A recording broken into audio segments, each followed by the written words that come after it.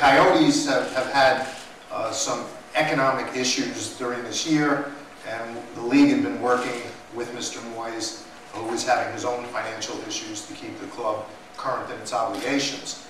I was actually on my way to a meeting with Mr. Moyes yesterday in Phoenix to go over the offers that we had for the club when I was advised that they had filed a bankruptcy petition.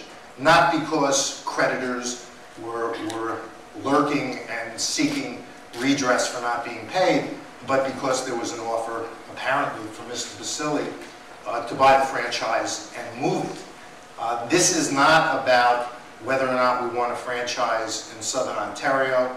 This is not whether or not Mr. Basile would make a suitable owner that the owners would approve. This is about the league's rules and the enforceability of our rules.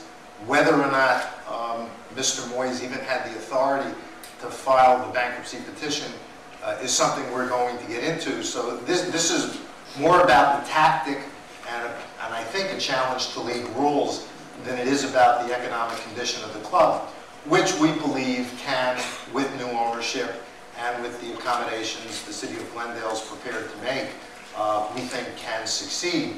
And we generally try to avoid relocating franchises unless you absolutely have to. We think when a franchise is in trouble, you try and fix the problems. That's what we did in Pittsburgh and Ottawa and Buffalo prior to our work stoppage.